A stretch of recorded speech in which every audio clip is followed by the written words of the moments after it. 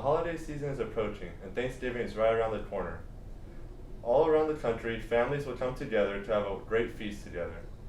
But who is there for the ones who don't have the family or don't have the money to do that? This is why events like the Raul Jimenez Thanksgiving dinner are so important.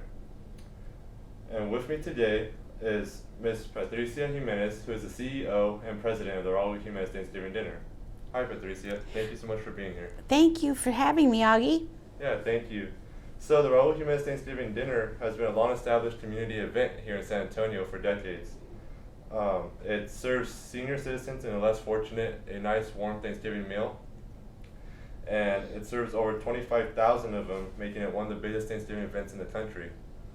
Would you be able to tell us more about the event and what it provides and the purpose that it fills? Oh, absolutely.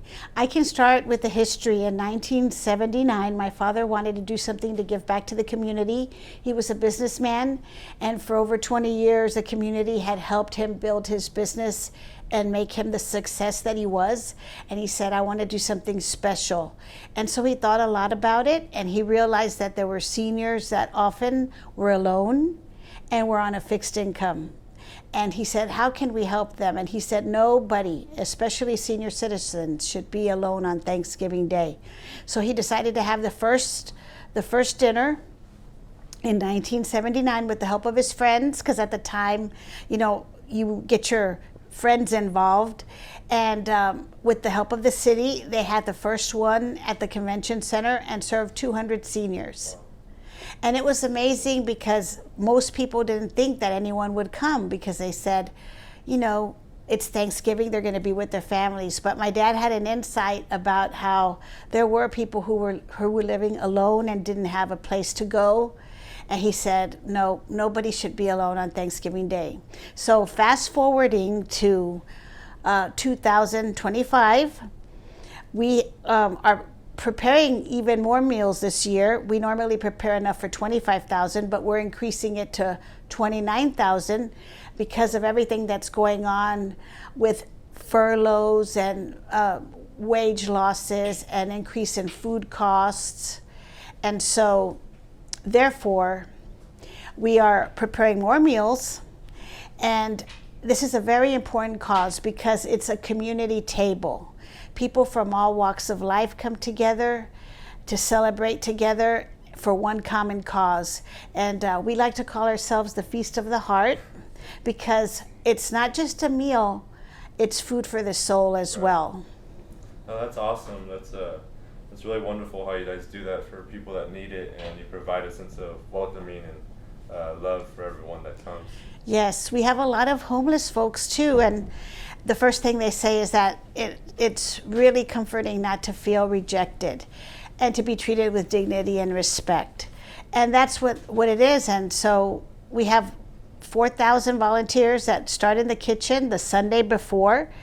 And so from that day until Thanksgiving Day, everyone's working hard to prepare the meal and then serve the meal. And so we couldn't do it without the help of the community. So you mentioned having over 4,000 volunteers, and I saw you also have a volunteer committee. How have you been able to get so much help, and what do you think motivates people to give their time willingly on Thanksgiving? Well, I think a lot of people in our city, it's like a small town, but we operate with like a big city in the sense that we have all the amenities, but everybody in San Antonio has a big heart, and the people are very generous, and they see the need. And I think anybody can relate to, what if I were the one that didn't know where my next meal was going to come from? Sustenance is a basic need, and I think everyone can relate that plus being alone is something very hard. And sometimes people are dealing with that at the same time. Not only are they homeless or don't have the income to feed their families, but they're also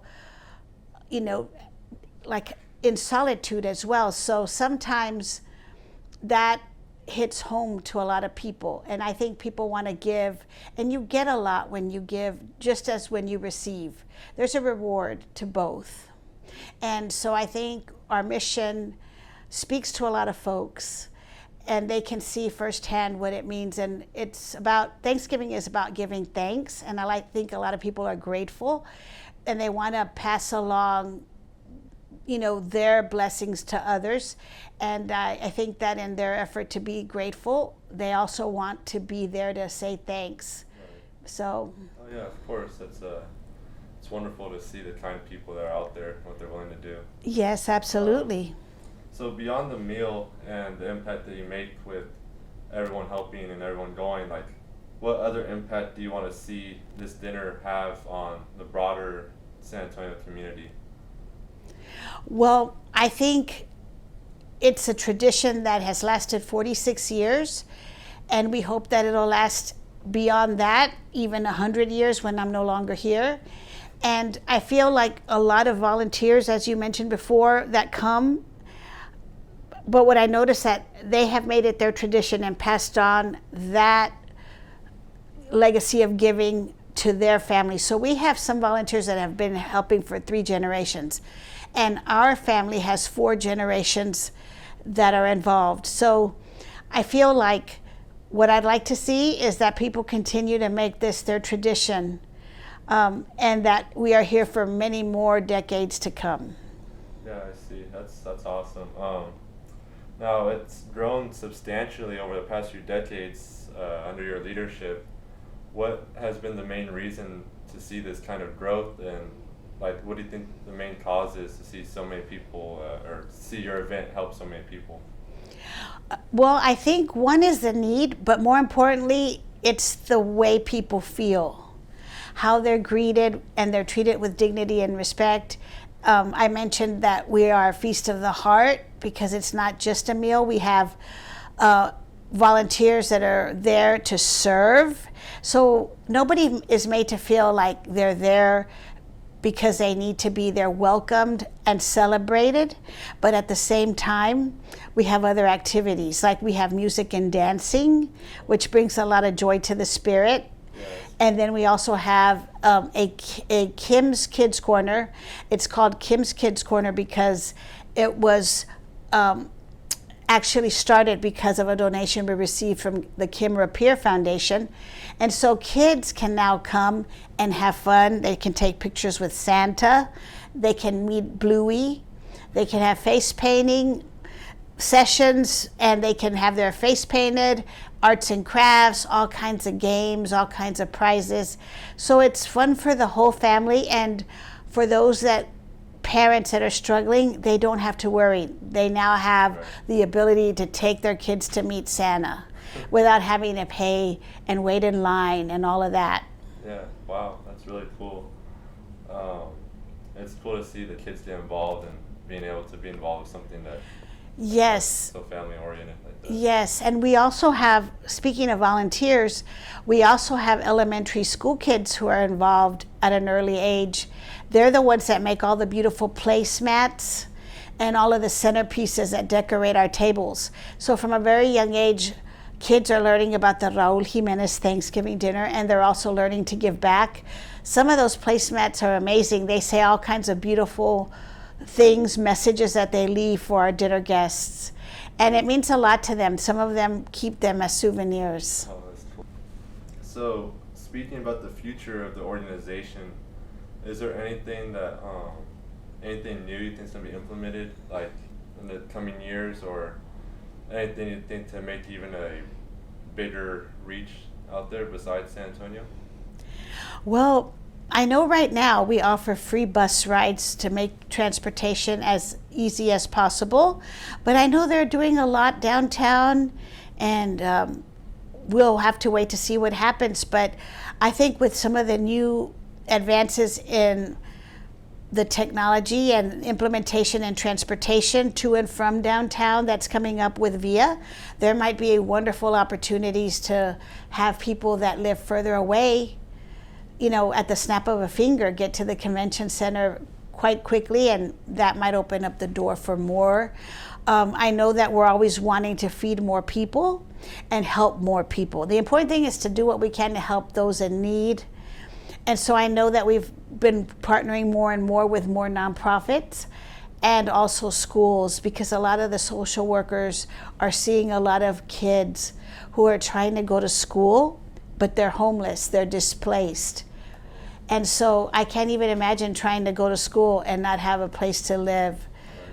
And so we want to make sure that they have as much opportunity to celebrate the holiday as we can for them, because in the end, it's for some of these kids and for some of the people that go, they don't know where their next meal is coming from.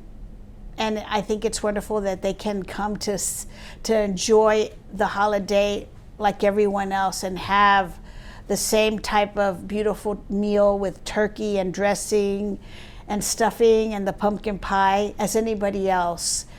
But it serves two purposes, or three. It's a Thanksgiving meal. It helps, someone have something to eat when they have nothing or may not know where their next meal is coming from, and then also food for the soul, because we all need that socialization. Yeah, no, of course. It's made such a great impact. I guess my question here would be, how you spoke about your great late father who started the event and how awesome that was. My question would be, if your father was here today, what would you want to say to him, or what would you want him to know about how the event is doing? Oh my gosh, that's a great question. I know if he saw where this event is, which I believe that I believe he's with God, so I think that somewhere along the line he knows what's going on and how beautiful the event is. But, well, first of all, I would want to thank him for leaving such a beautiful legacy behind, and to reassure him how beautiful this community has been to us, because without the help of so many people, including our donors, this would not be possible. And so I would want him to know that, he is, even though he's passed on, that he is still impacting so many lives each year. His beautiful act of kindness has developed into a big San Antonio tradition, and also well known throughout the United States. Wow, yeah, that's very touching. It's really inspiring to see it be passed down now to you, and to see what a great job you're doing with it, being the leader of it and everything. So I commend you for that. Well, thank you. And we have a wonderful committee. Some of them have been serving for more than 36 years. I think the committee member who's been there the least has been there already 5 to 6 years.